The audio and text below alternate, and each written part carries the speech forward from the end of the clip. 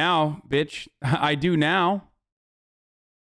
The man Yeah, behind the at one point, world's largest financial fraud. Ooh, this is Joe sick. had more spending power than just about anyone on earth because he had liquid cash in his account that was stolen. This fraud is unbelievable because Jolo just stole billions of dollars almost overnight. Investigators have called it one of the biggest corruption cases ever. The center of one of the world's biggest cases of white-collar crime. Billions of dollars vanished from the Malaysian state fund 1MDB, only to be spent on the political activities of a sitting prime minister and the lavish lifestyle of the scam's mysterious mastermind, a Chinese businessman called Joe Lo.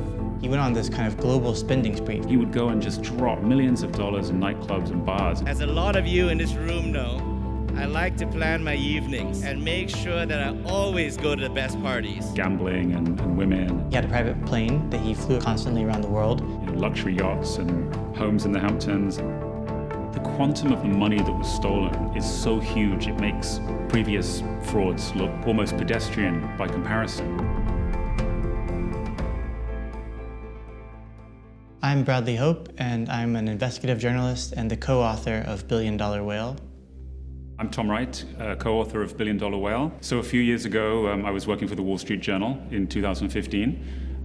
I came across this story about 1MDB, which was an incredible corruption scandal that already was out there in the media.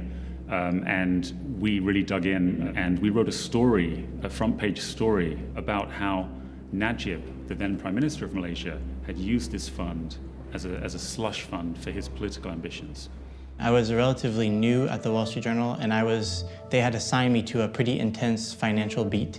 And I was just reading the newspaper when I read Tom's first story about the 1MDB scandal. And I noticed that there was a lot of references to Abu Dhabi, which is a place I used to live and report from. And so I got in touch with Tom and said, maybe I can help. I know I have some contacts and things like that. Bradley and I were able to piece together the way the fraud worked across different countries. And that was really key to the success of our endeavor. This is the Jolo story in its potted version. Jolo grew up in Penang, quite a small island in northern Malaysia.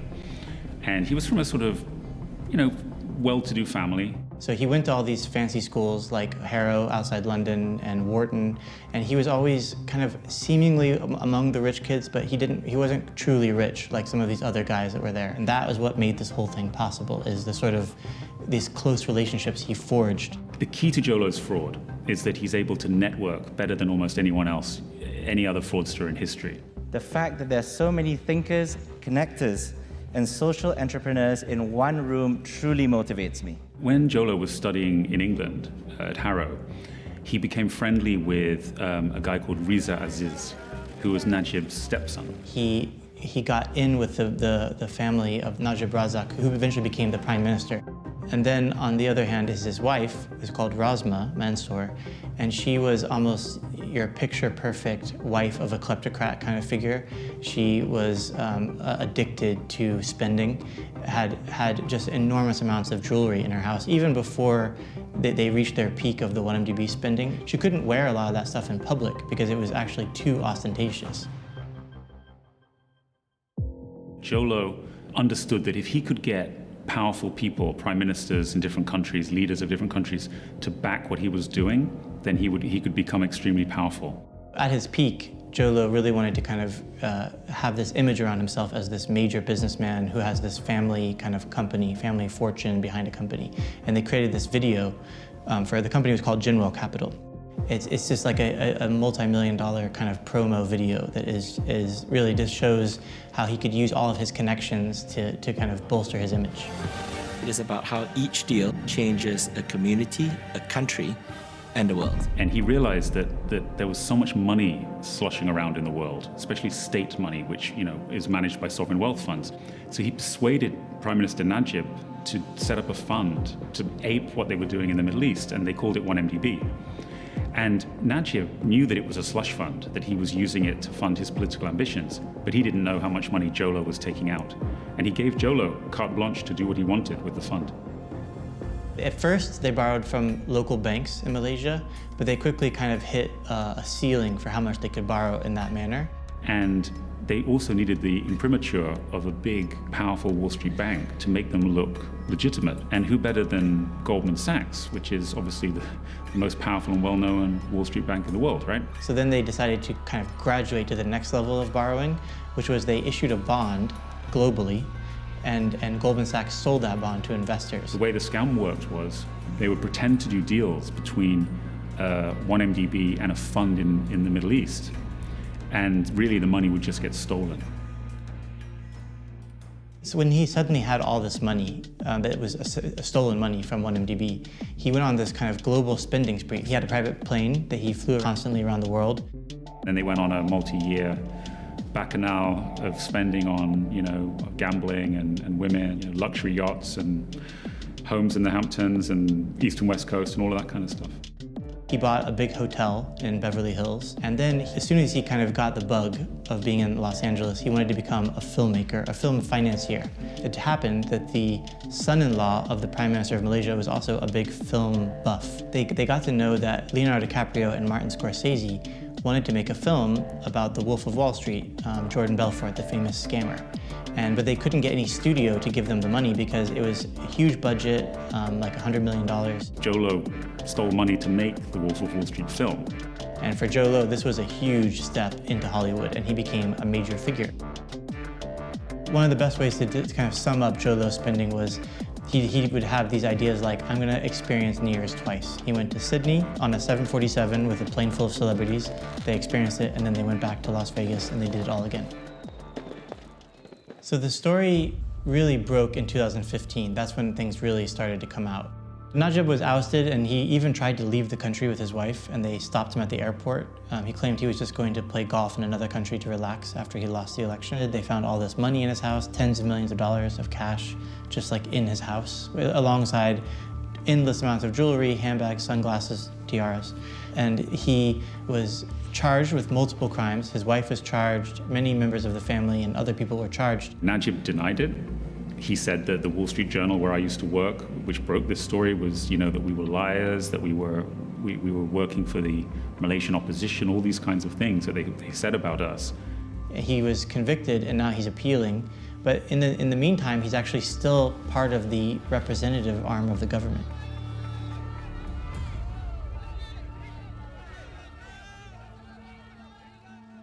We don't know exactly where Jolo is right now, but a couple of years ago, after the book came out, we know for sure he was in China. We know he spent a lot of time between Macau, Hong Kong, and Shenzhen, the kind of a little triangle. And he's spotted occasionally. Like a year and a half ago, we heard he was at a Victoria's Secret party in Shanghai. So he's still hanging out in China. Over a period of 3 years, we traveled around the world from places like we went to Shanghai, Curacao, Thailand, chasing every lead. Reviewed thousands of financial statements and documents, many of them secret, investigative records in Malaysia, which there was. This is literally racism, okay? When Steve Mnuchin does it, it's okay. When Joe Low does it, it's bad. Yeah, that's right. I'm calling it out, dude. Sorry. Gotta do that. Gotta call it out, dude. It's called racism, okay? What's up? Yeah, I'm saying it, dude. There's hundreds of thousands of pages and interviewed whistleblowers and every kind of former employee of 1MDB. One of the lessons from Billion Dollar Whale is that the checks and balances that are supposed to be in place to stop this kind of thing happening just didn't work at all. If you're moving huge amounts of money, raising and moving huge amounts of money, it seems to me in some cases it's easier because for the banks involved, there's a reason to push it through because everyone's going to make so much money.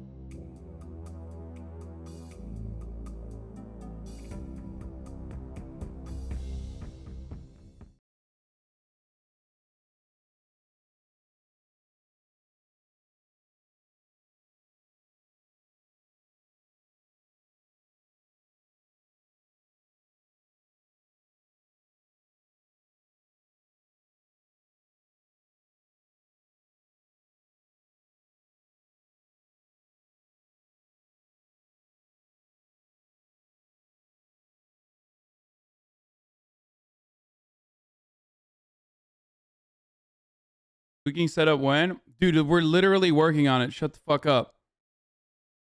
We're literally working on the cooking setup at the moment. Okay? Why Hitler was obsessed with Iceland, Hitler's girlfriend. What is this? Inside the world's most spectacularly failed coup? Oh, is this silver core? Oh, dude, Vice is spitting, dude. Is this the silver core Venezuela coup, chat?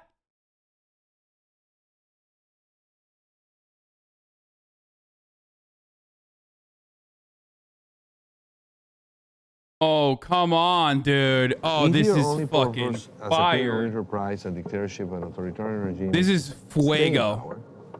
You need to prevent any attempt to throw you from being in power.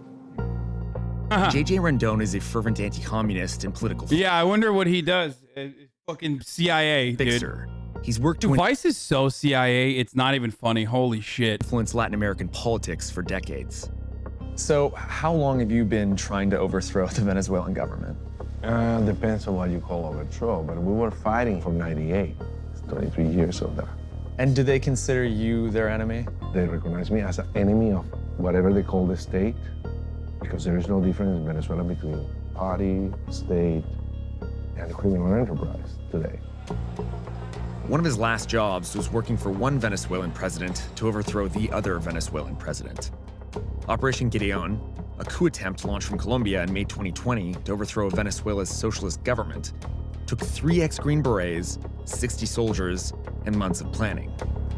2 failed spectacularly.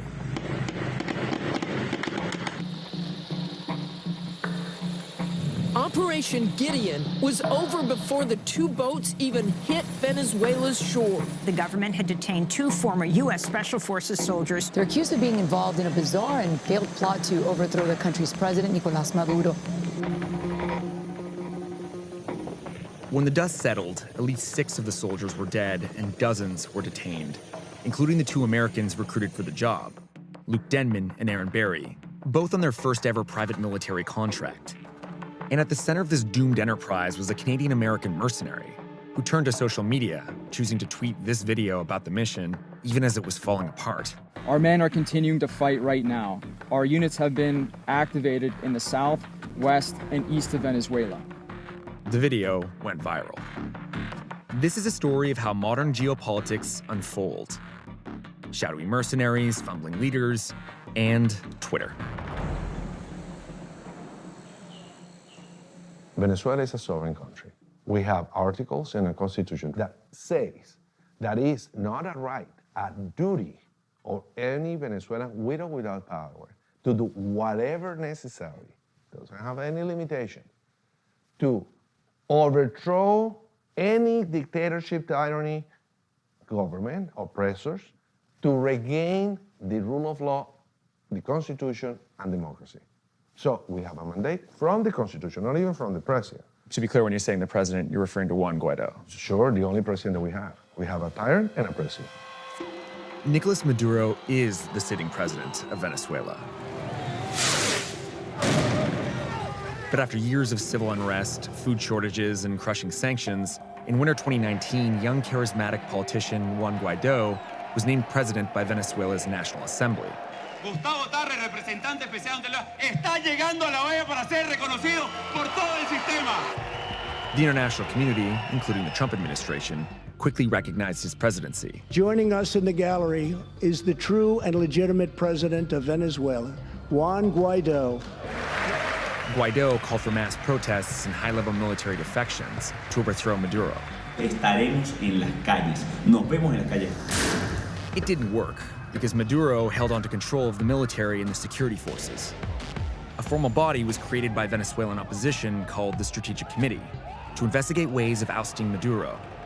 Rendon was appointed its top strategist. We went to every law possible. In that process, we discovered we cannot use that law. So we study what is the possibility of someone else, a third party, the French Legion, whoever, to pick him up like they have bounty hunters in the United States and present him to justice. There's no one way to stage a coup, but history shows that it generally starts with casting mercenaries, ex-soldiers who take Hey, money. Juan Guaido, hold this fucking L, bitch. And also, fuck Vice for like literally not examining, even fucking remotely, examining why he's talking to a CIA asset who's like hell bent. Okay? Like, you don't even have to be a fucking fan of Maduro or anything like that, but come the fuck on, dude. Are you kidding me? Holy shit, dude. I did see the CIA guy's katana collection. Does this guy have one arm? In exchange for using or Oh my god. Is this like a fucking James Bond movie? Like, what is happening? You got like a one-armed mercenary and shit? What the fuck?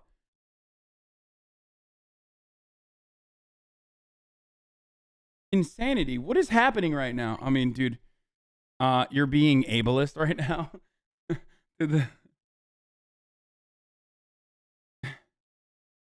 sharing their skill set.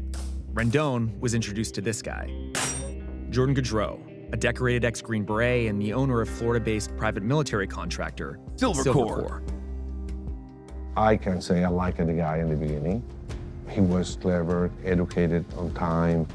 Rendon believed Gaudreau, an ex-commando who seemed like a real-life Rambo, actually knew what he was doing. We needed to transform our military. So he came with a proposal of re-engineering the entire armed forces after freeing the country. So we wanted to know more, and that begins the entire conversation about Operation Helion. The two reached an agreement. According to a later lawsuit, Gaudreau's Silvercorp... Dude, how wild. How fucking wild is it that, like, you can, like, openly say this? Like, that's how powerful America is, okay? I just want you to fucking, just for a brief moment, think about this, okay?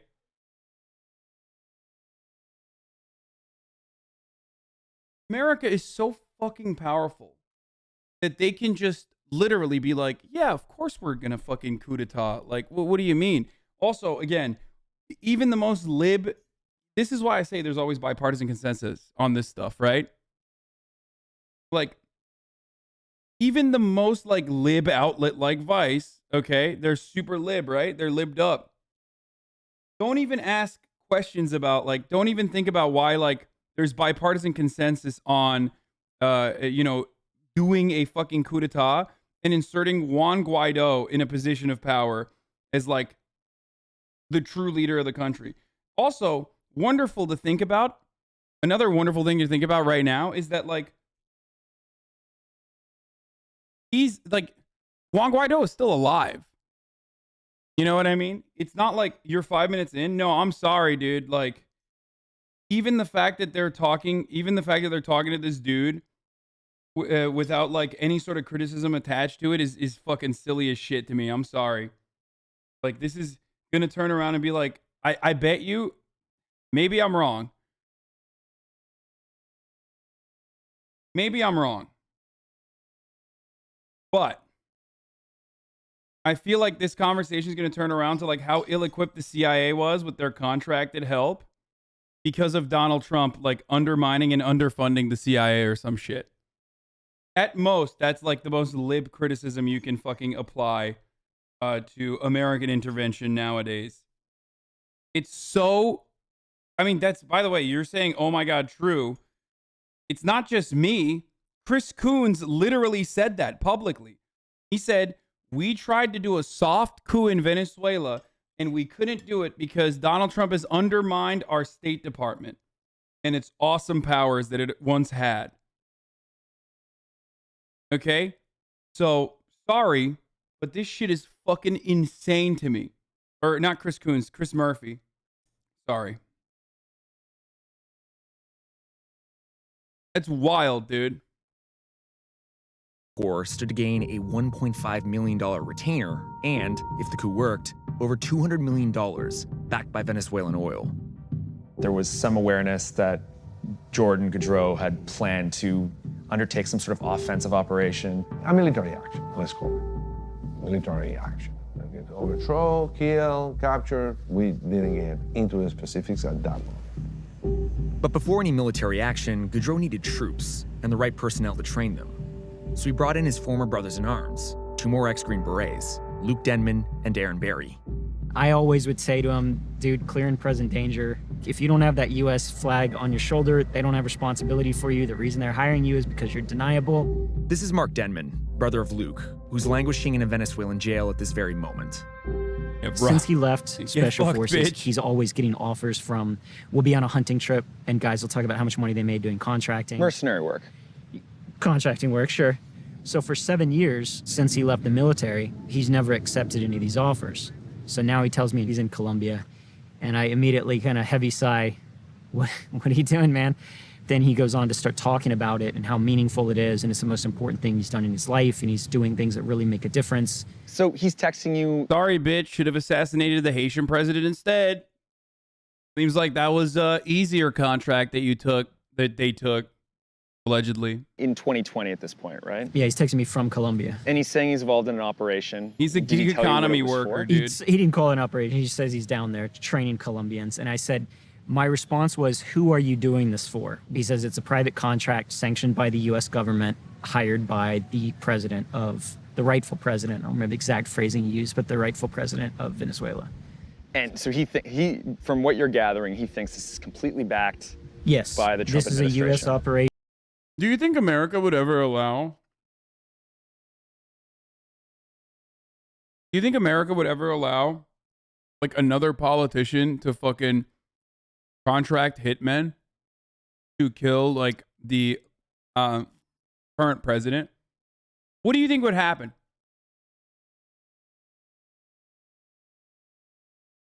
They would murder him. They would hang him for treason. Like, they would make a public show of they would make a public fucking example out of that person. All I'm saying is, Guaido, not dead. This is exactly. For the supply of soldiers, they turned to Caribe, a network of Venezuelan soldiers that defected with the ultimate goal of getting rid of Maduro. One of the leaders of Caribe is Captain Javier Nieto Quintero. Commander Nieto is with me, is co-located. Nieto is this guy. He and the Caribe network readily joined Operation Gideon. Hey. How you doing? How you doing? They even got a field commander, Cliver Alcalá, who began training troops for Operation Gideon in La Guajira, Colombia. So, did you ever hear about the plans for Operation Gideon? My staff asked me, Caribe, which is the militaries and police. Holy fuck, the cop skull on this motherfucker. Oh my God, dude. Around the world, they asked me to go directly see eyes to eyes Cliver Alcalá, and he gave me some information about the operations. Since the goal of Operation Gideon was to overthrow the Venezuelan government, they needed to convince generals inside the country to turn against Maduro. And the generals weren't going to join without assurance that this was a functional and well-resourced operation. Cliver Alcalá got, like, I don't know how many rifles and night vision, stuff like that. That show up the political leaders in Venezuela and the international community that the commitment was already there for the freedom of Venezuela.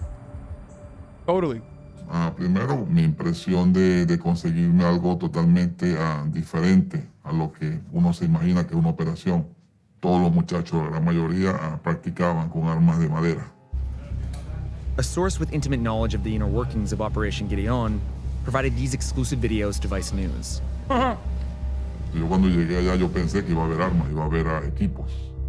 Y durante los 30 días que estuve, las veces que llegué a preguntar por las armas o por los equipos, por el equipamiento, siempre recibía la respuesta de que estaban en camino, de que venían. Pero lo que sí vivía como algo fuerte, como algo determinante, era la voluntad de los muchachos de querer hacer algo por Venezuela. I love doing the will of the Venezuelan people, like, in this way. It's fucking dope. I guess the will of the Venezuelan people was overthrown by a bunch of fucking fishermen, dude.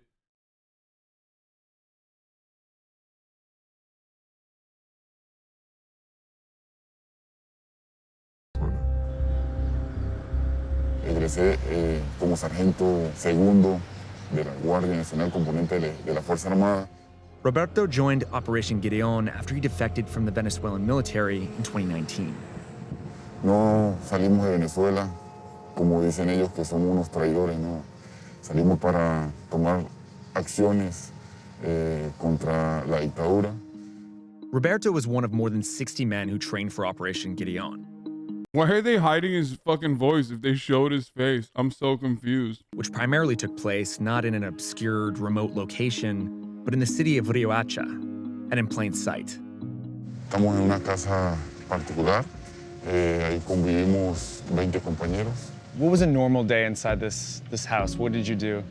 Entrenamos teóricamente las tácticas militares y las capacidades de cada individuo de tropa. The men moved between 3 houses, trained with wooden guns, and there was apparently only enough food to eat once a day. Broke boy? And what did all the neighbors think when they kept seeing like 20 soldier-looking dudes going in and out of these smaller houses? No teníamos equipo, no teníamos prendas militares. Eliminamos el vocabulario militar para comunicarnos y decíamos que trabajamos en un mercado de la ciudad y así nos levantar sospecha a la comunidad. Las casas están ubicadas en un punto estratégico accesible para ir caminando hacia la playa. La utilizamos para un entrenamiento básico, pesas, lecciones en el mar como nadar larga distancia para obtener bastante condiciones, resistencia, como la operación iba a ser por mar, teníamos la iniciativa de hacer algo por nuestro país, pero las cosas no se dieron como esperábamos.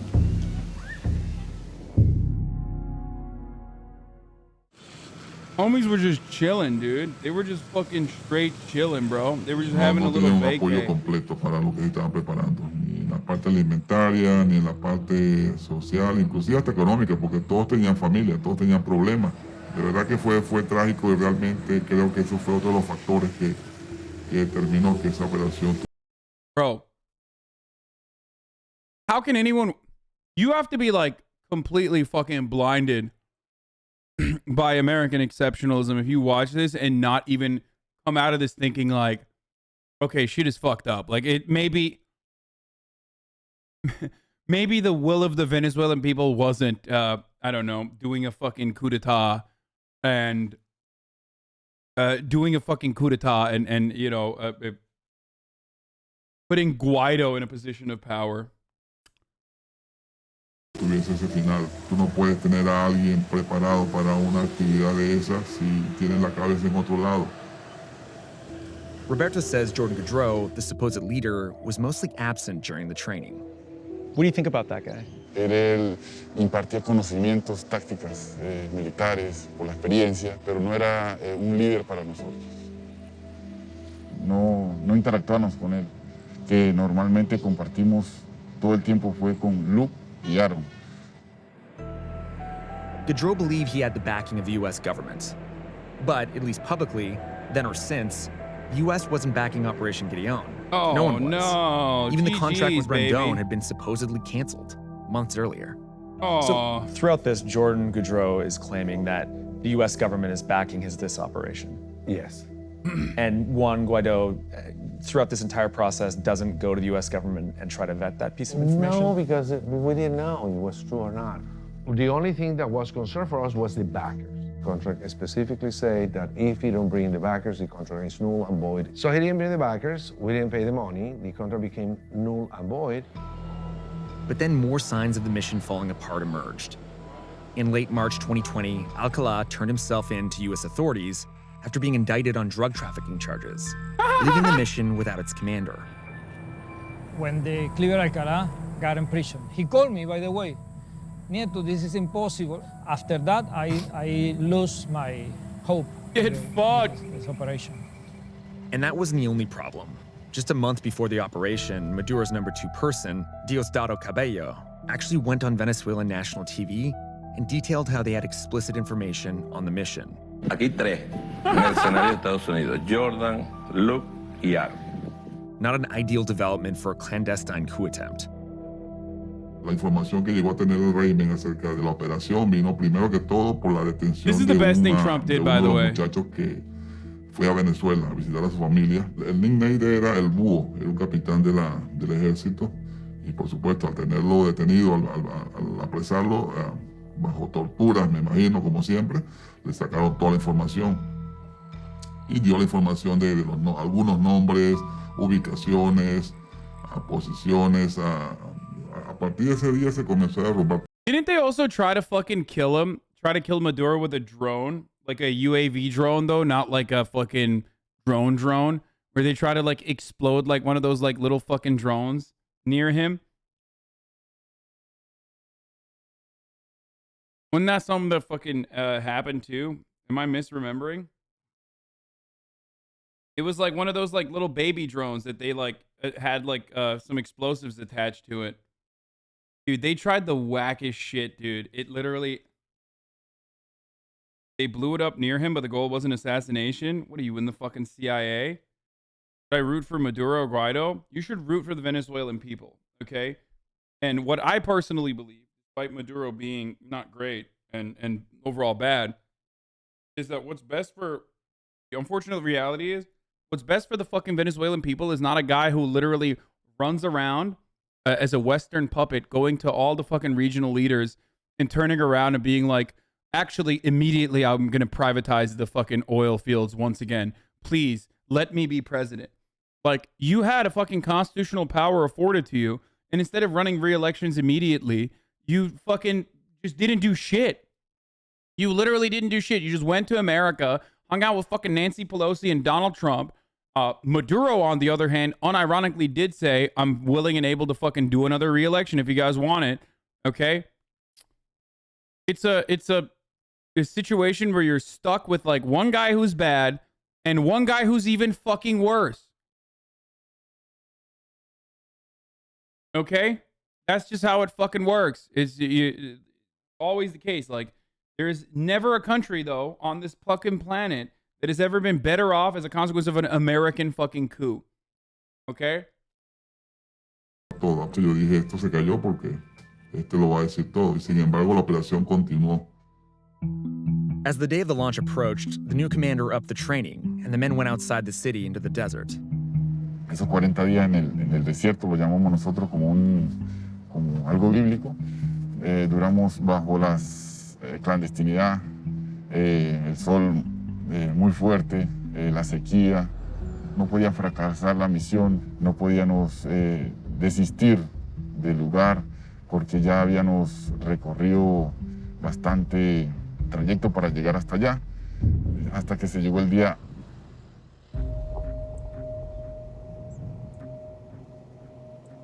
Cuando llegó la embarcación, zarpamos en 2 lanchas hacia el territorio venezolano.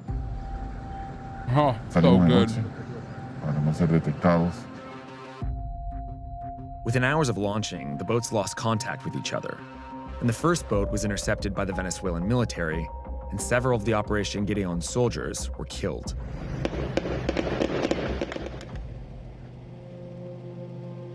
Then the second boat learned what happened to the first. Nos informa que todo ya habíamos fracasado, que tratamos de tocar tierras venezolanas para escapar. Nos internamos en la montaña. So you were in the same boat as the Americans? Sí. So what happens then when you disembark on land? What happens to them? Ellos en ningún momento se bajaron de la lancha, lo veíamos de la montaña. Sí, ellos no colocaron nada de resistencia, se quisieron pasar por pescadores, pero ya había mucha información del personal militar que se encontraba en las costas. How did you escape then? Bro, that's so fucking embarrassing, dude. The military let fishermen apprehend these dudes who were supposed to do the fucking coup d'etat. Can you imagine? Like, literally getting owned by fucking fishermen. $1.5 million in the fucking trade. Which is, of course, like chump change if you're, if your funding vehicle for, operations such as this one is the opiate trade in Afghanistan, then like obviously it doesn't matter. $1.5 million. Who cares? You do that every day. JSOC does shit like that on a regular basis. But like they got owned by fishermen, dude. It's awesome. So good. Y mantuve la calma y fueron transcurriendo las horas, los días y logré salir de esa situación hostil y salí a la ciudad. Roberto says he walked in the mountains for weeks to cross back into Colombia, escaping from Venezuelan security forces. The mission was over, ending in disaster. When do you see your brother next? Like, when do you actually see him next? The His next face? videos we saw were their supposed confession, where they're holding up the contract. Who commands Jordan? President Donald Trump. The Maduro government was pushing the story that Trump was behind the operation, which the U.S. denied. Wow, that's so crazy. I can't believe Maduro would jump to such insane conclusions. Have been involved, it would have gone differently. Since leaving public office, Bill Richardson has been working as a hostage negotiator, trying to free imprisoned Americans abroad. He's leading the charge to free Aaron Berry and Luke Denman. I don't think that we're going to be able to get them out right away because the situation is so hostile between the two countries. There are negotiations. Even Richardson has suspicions about whether or not the U.S. was involved or knew of the situation. I don't know what happened. I don't have access to intelligence reports the way I used to, but it seemed suspicious. And the Trump administration did, in foreign policy, have rogue elements, people that were not in the State Department that were doing stuff on their own. And you know, so I wouldn't put it past them, but I can't conclusively say. A mission intended to be a coup was now ending in a legal battle. In October 2020, Gaudreau filed a lawsuit in U.S. Always rogue elements, dude, totally. Court against Rendon for breach of contract. In it, he named several people in Trump's orbit. Gaudreau alleges he met former bodyguard and Trump insider Keith Schiller, who introduced him into the coup. He also alleges he sat down in Washington, D.C. with a member of Vice President Mike Pence's staff to talk about the operation. Emails to Schiller's lawyer went unanswered, while Vice President Pence's office has denied any connections whatsoever to Gaudreau. Through his lawyer, Gaudreau refused to appear in this report and declined to comment on a list of questions, except to say he denies any and all coordination with the Maduro regime. As for Guaido, he says not only did he have nothing to do with the operation, it was all Maduro. Here's what we know. Even though overwhelming evidence showed Operation Gideon was infiltrated by the Maduro government, Gaudreau still launched it, and then basically disappeared. If you could tell Jordan Gaudreau anything right now, what would you tell him? Honor your oaths. You made oaths. These are your brothers. Do what you're meant to do. Step up. Stop looking out for yourself. If there was an invasion of Venezuela, how many people, from your estimation, would join up with you? They're just waiting for something to happen. 90% de las fuerzas militares policiales. Yeah, totally, dude. Un movimiento que inicie, que dé el paso para que tome un golpe, golpe militar. 90%, dude, totally. 90%. It's just that, like, you know, but like those darn fishermen, except for the fishermen, 90%. That's why they were able to successfully thwart it, you know? They just went against the 10% that were all fishermen. Fishermen love Maduro.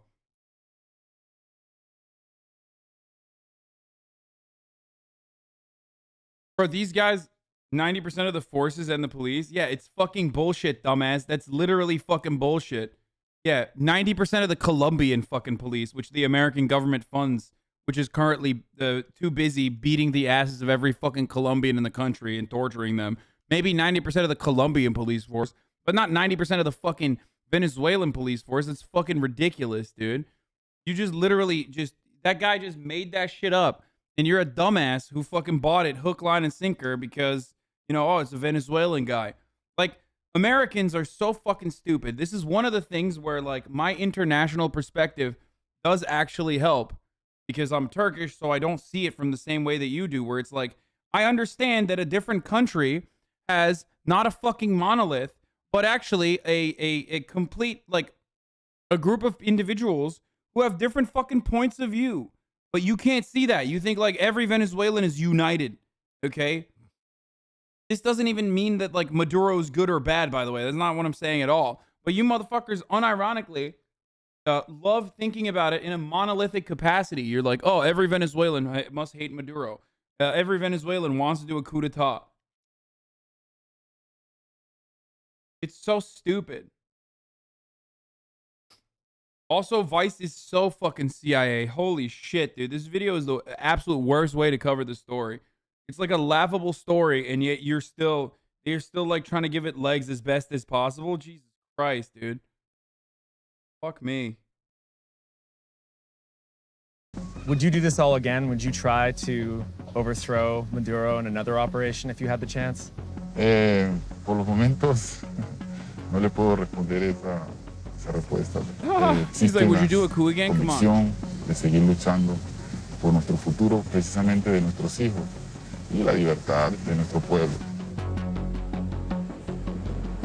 Do you ever think you're going to succeed in overthrowing this Venezuelan government? Sometimes I doubt it. Most of the times, I wake up thinking that we will eventually succeed.